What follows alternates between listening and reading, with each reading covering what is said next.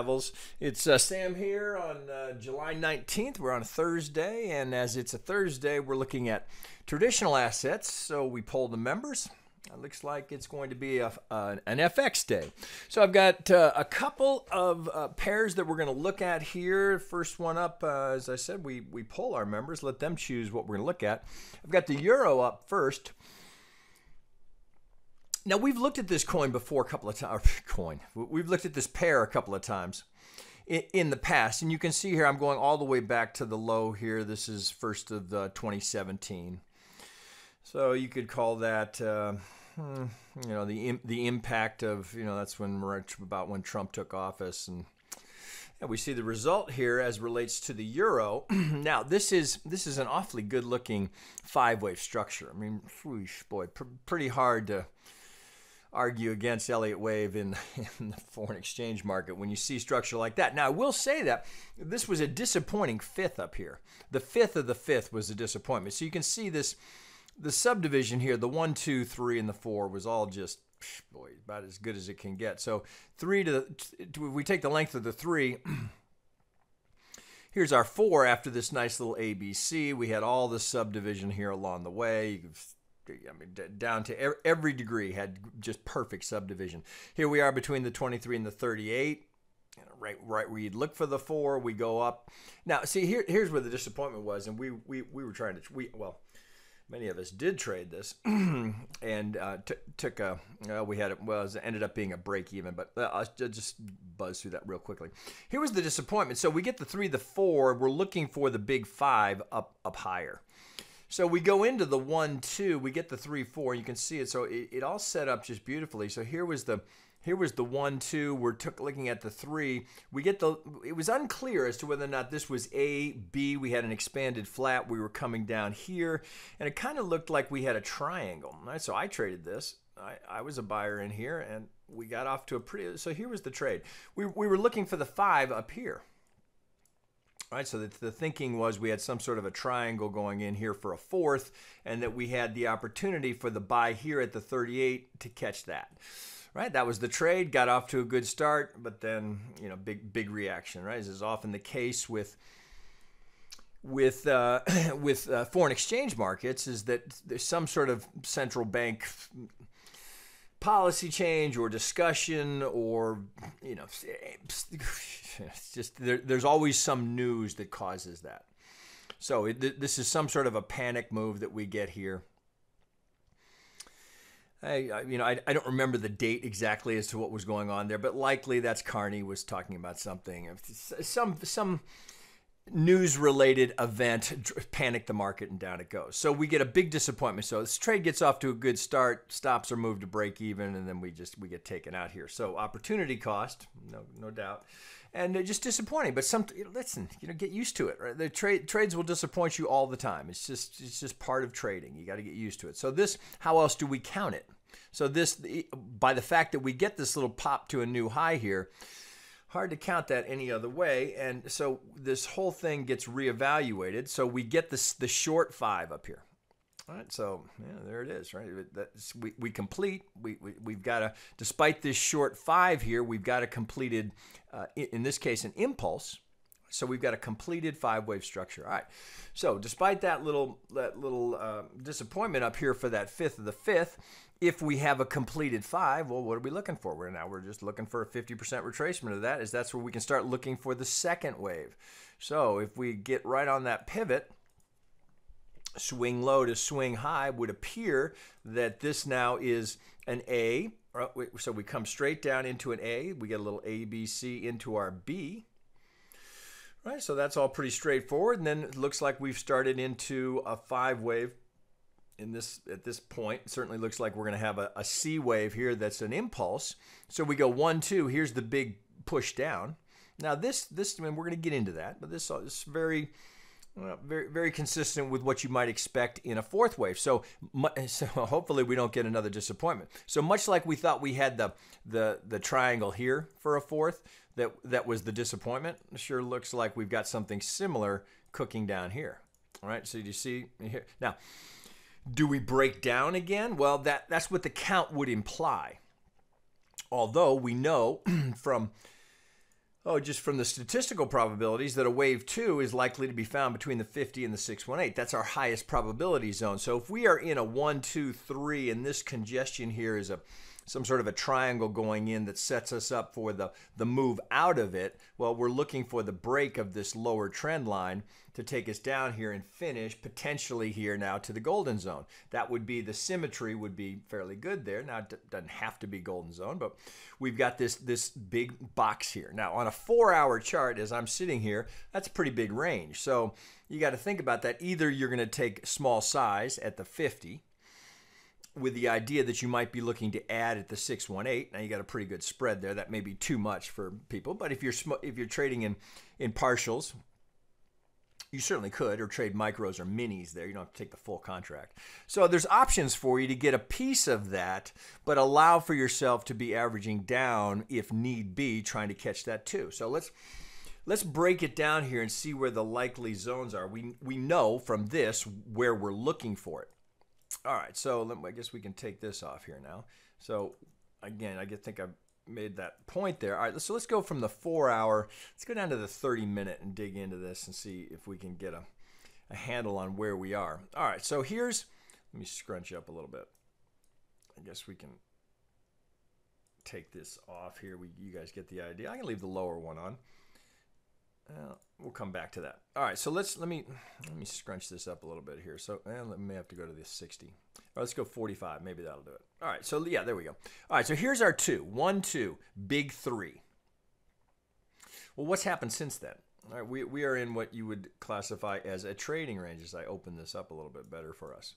Okay, so just pretty basic stuff. So here now I'm looking, let me get this so you can see it here. Okay, so I'm looking over here to this prior support here, and I'm just drawing over, looking, saying, okay, well, it would appear that I've got some pretty stiff resistance here. Here we even failed to make it. Now, I mean, you could draw it this way. Now you got a pretty big pocket here.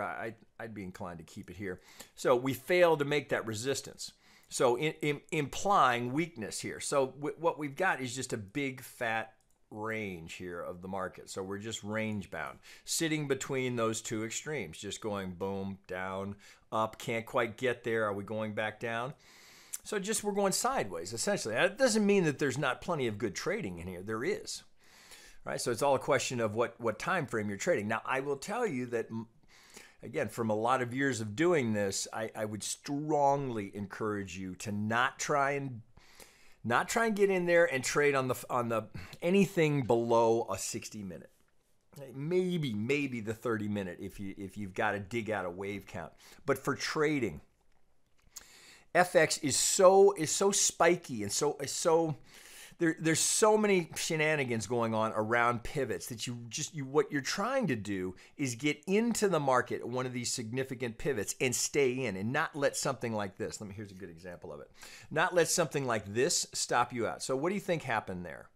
All right, so we've got a pivot here. So we come up here. This is simply a stop run. Now, with our Elliott hats on, we can see that to get that new high, we complete the 5th. But if you're just looking at it here with regards to support and resistance, so we can see over here we had some prior support potentially now playing a role here in this resistance. So here's that support, becomes resistance. They come back up. They're wicking through it. But look here. So I promise you that is a stop run. Promise you that's what's happening there. Now, likely, it looks like it's too deep for this. You're going to be on the other side. Well, even there, this kind of thing, you have to get used to this in FX here. So, right, so same algorithmic ideas here. So on the other side of the 65 here, it could be, right, we don't know what happened there. But could be because it's FX, they're giving it more cushion here. Swing high here to swing low. Well, you see here's a little front run on the 50. That's not enough. Can't get there. They go back up. Now they're through the 65, but these are just little pumps down. Pumps, they're running stops, and then they rip it down. This will happen to you if you've not traded Forex. You will get stopped out like that. They will run your stops and then scream it the other direction. It happens all the time. Thus, the idea is to try and get into the market. Often you'll need to enter with smaller size to allow for that so that you can give the stop more room. It's just a tendency. If you're not trading Forex, you're going to experience it. So you want to try and give a little buffer to your stops, because there is stop hunting. It's very common in FX. It will happen to you. I can promise you. I have been this guy here. I have been stopped out on to the tick on the high before it ripped down. Would have been multiple thousands of dollars. I've had it happen to me many times. So that's not to discourage you from trading FX, just to make you aware of that kind of action. All right, so I digress a bit, but something that you need to be aware of. Okay, so with regards to this count, well, we can, this, pretty easy to call that the impulse. 1, 2, I got a little ABC into my, probably here. Here, I've got a little ABC into my 2. Pretty solid rip down on my 3. I've got subdivision here now. So I get, let's take this off here and clean up the chart a little bit. So here's my 3. Now I'm looking for 4. I'm looking for my 4, and I get nice subdivision. So I get an A. Here's my 3 waves into my B. And now we go, let's see, right? You can probably guess what's here. All right, so there we go. Now that's 50 to the tick. Right? You see that? So there's an example where you didn't have to give anything extra cushion. You're literally to the tick, but you sure had to be there, right? You had to be there for that entry. And then we go, here's first, little reaction, and they ultimately get second. So you might think to yourself, well, wait a minute. Looks to me like that's happening at the same spot. So that could be the answer. That could be the reason why. So if we pull down to our low here. So could be that the little push through here. So you got, here's classic. Yeah, this is the kind of thing that will happen to you. So let me zoom this here. So you've got stops sitting on the other side of the 65. I promise you that's a stop run, but that very likely could have been a push to try and get to second target. So you've got algos kind of getting the best of both worlds. They're clearing you out before that reaction, but they're pushing up to that second target. That could be why we turn there. Again, I can't tell you why. I don't know who's behind that algorithm. I don't know why we don't. Well, think of it this way. Even if they did flip, let's say they did, and they just stayed by the playbook, right? And we went here. Think about it. So if we go swing low to swing high. Now let me pull this off so you can actually see something. That's a lot of lines. I understand. Okay, so let's pull that off. So they went, shit, I got to clean it up. Let's do it this way. All right, swing low, swing high. Right? Anything, it just they're just rips right through. So if they had flipped here to the buy side, now they've taken 2 stops in a row. Don't feel bad for them. They can afford it. Now they come back the other direction. Now we go from this pivot. Are we here? Well, that's not enough. Is it here? Well, lo and behold, right? So what happens here? They get it to the tick. Now they're unrealized, right? Reaction at the 50. Again, it's unrealized. They can't get it there. Stopped out again. Well, now we're coming back the other way. So you can kind of just work through that one pivot at a time. Okay, so if they were stopped out here, well, now we're coming back the other direction. So is that 3 losers in a row? Could be. So here's our next pivot. Right, reaction. All right, so you see it again here. So here's a little push. The stop running, likely stop running, although we'd have to check on both sides here. Let's see if we have this, because it's just this is the process, guys. What did they do last? So look here. So this is something that you'll see that you have to recognize when you see it. If they're breaking the 65 by a few ticks, like they did here, like they did here, like they did on many of these prior pivots, if they're getting a little push through the 65 and then immediately going the other direction, now look here, so same thing here, little push. So often you'll see that same little percentage break before it rips back the other direction, a bit of a tell. So you want to look for that. So if it breaks it just slightly and then moves in the direction you were anticipating based on that fib pull, look for the same thing to happen the next time you visit down there. So here's the little push through on the 50, little push through on the golden zone, back to the 50, push through again. So it's just a tendency. You can consider it, it's almost like personalities here. So for the euro has a tendency to like the square root. So it likes the square root of 618, 786, and it likes the square root 1618, the 1272. So you'll find that there are personality types, that markets will have personalities, and you'll see it repeated over and over again. So I know if I'm trading in the euro that I need to pay attention for the 786 because the market seems to respond to it. Now, could that be a response? Maybe. All right, same thing here. Could it be here? Are we responding to the 786?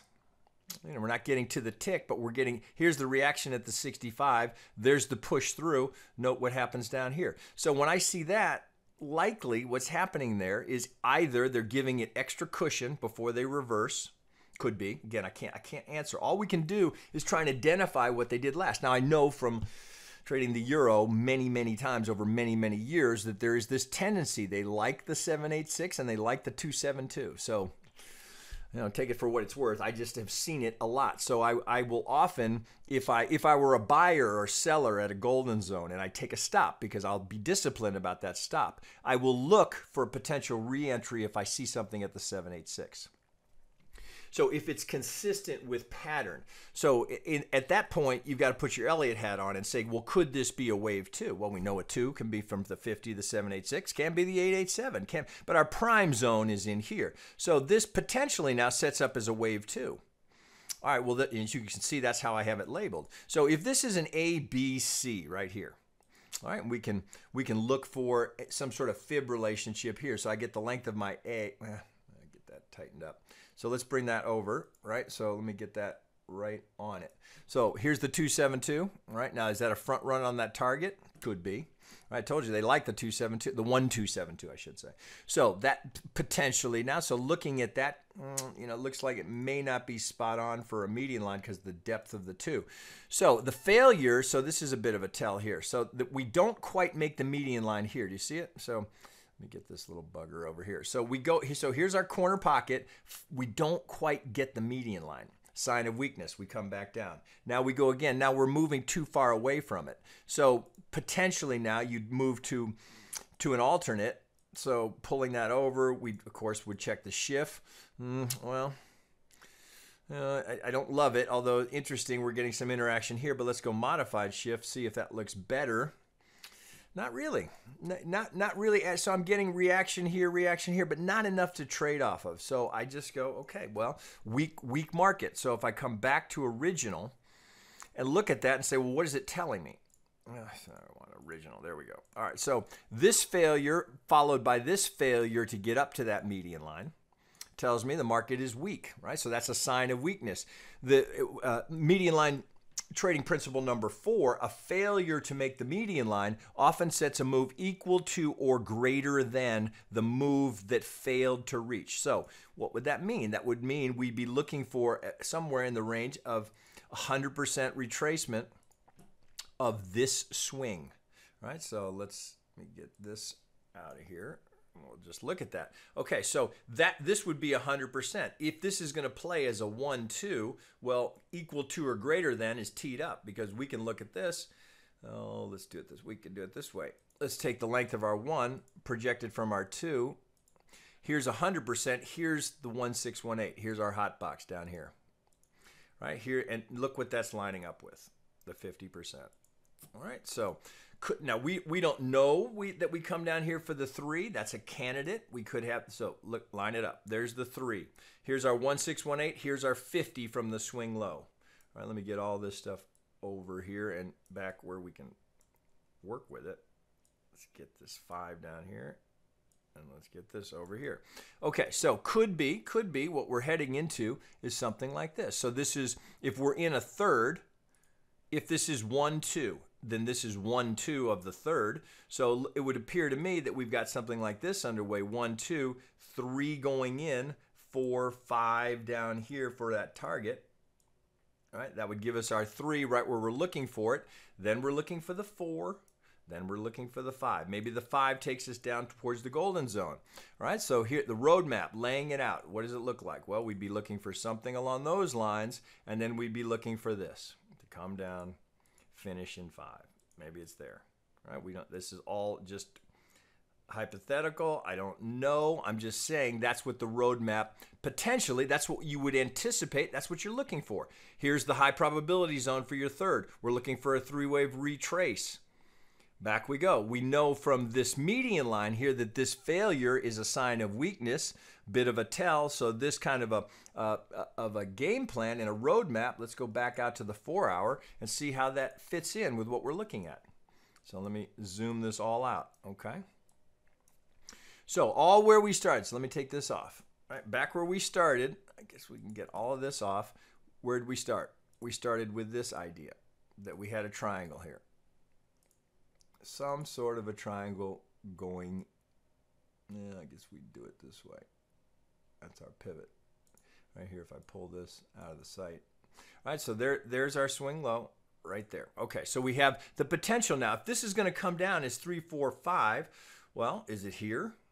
Somewhere in here, we're looking for conclusion of this five-wave sequence, 3, 4. Well, wait a minute. Let's see what else we can do. Well, we can take the length of the 3 projected from the 4. Okay, well, here's right to the 38. Anybody surprised by that? I hope not. 38 to the tick. Oh, by the way, there's the Vegas wave. Now we're coming down. So we've got a target down here. Do you see how this all sort of starts to line up? What else is here?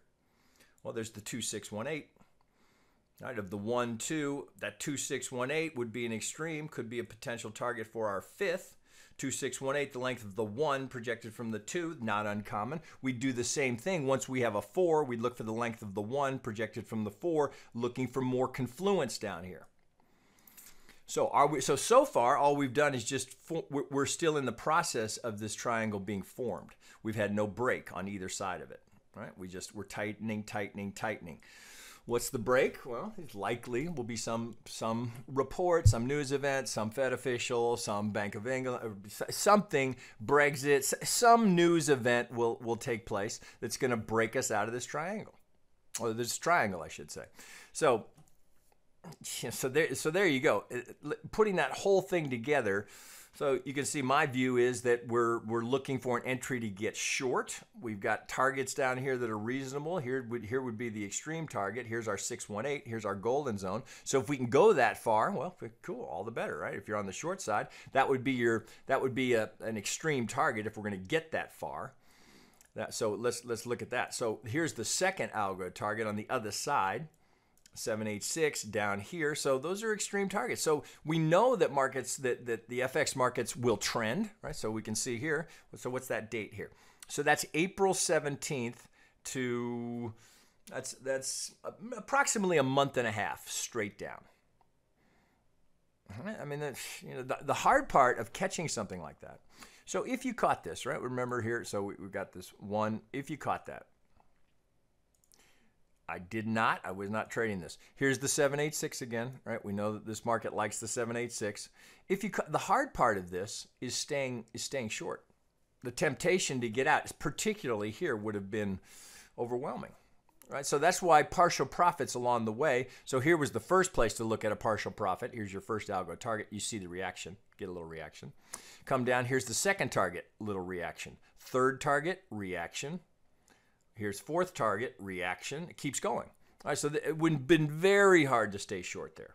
But what you'll find is if you start trading FX, the money is made by keeping your hands away from your mouse. If you catch a trend like this, you just you got to just let it run.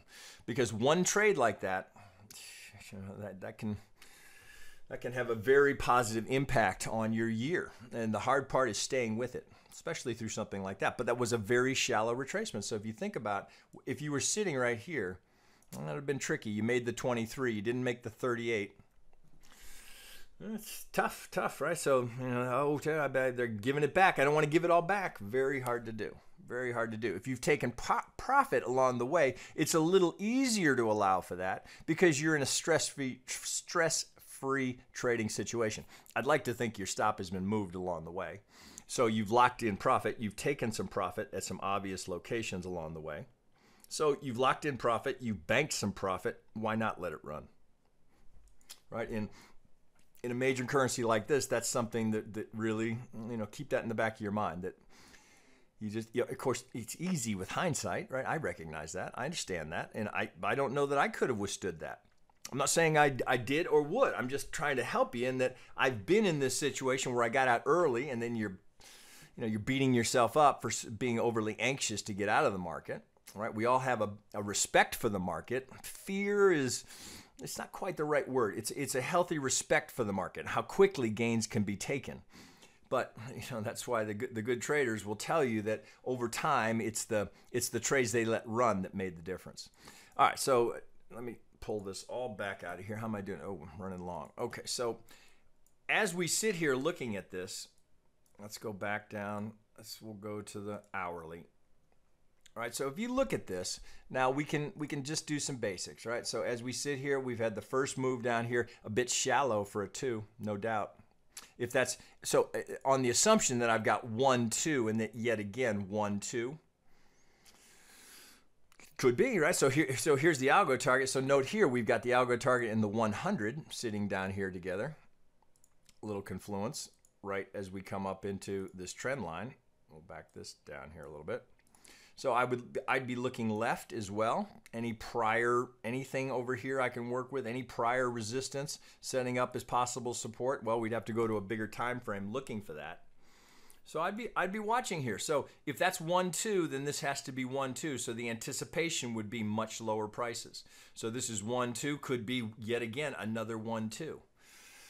Right? So that if it's going to go, that's what you're going to see. 1, 2, 1, 2, 1, 2. If we're going down here.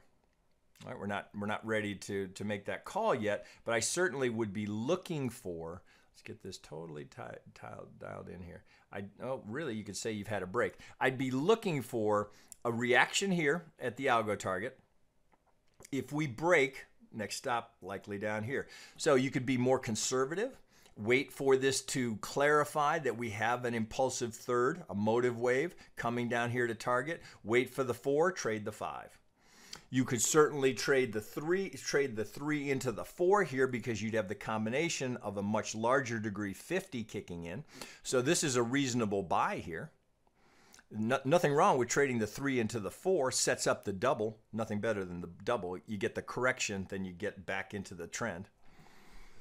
Lots of opportunity there. So you want to wait and see what the reaction is here. Trade the B into the C of the 4. Want to wait and see what the pivot looks like here. Wait until the 4 starts. Catch the 2 of the 4 of the 5. Or I should say the 2 of the 5th. If we're going to pivot here on the 4th, 1, 2, catch the 3, 4, and 5. Want to wait? Catch the 4 into the 5. Right? Just see, when you break it out like that, there's so many opportunities here for you to swing trade into this.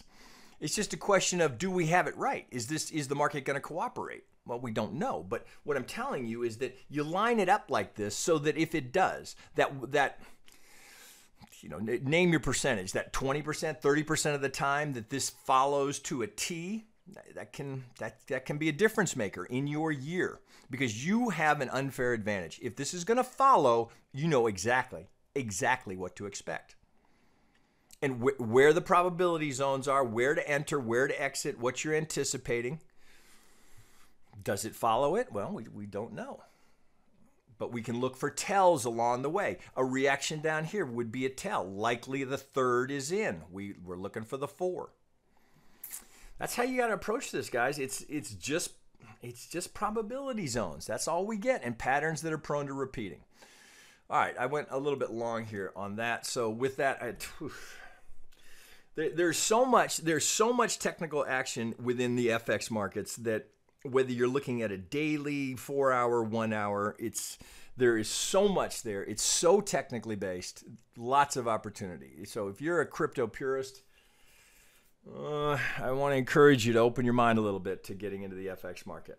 All right, just something to keep in mind. So hopefully you see some value here and you'll stay open-minded to that. I think you'll benefit from it, particularly as we sit here with having just gone through 6.5 months of a bear market in crypto. So crypto purists, right? If you don't see what you like over in crypto, never a dull moment in the FX markets. All right, guys, with that, I will wrap it up. Don't forget to give us a follow over on Twitter. Our handle is Trade Devils. We're easy to find over there. We really try and engage with you there, give you an opportunity to pick any crypto or FX pairs or traditional assets. We want to hear from you, and that's a good place to connect with us. If you're interested in our education, you can always find us online at tradedevils.com. All right, guys, back to you later.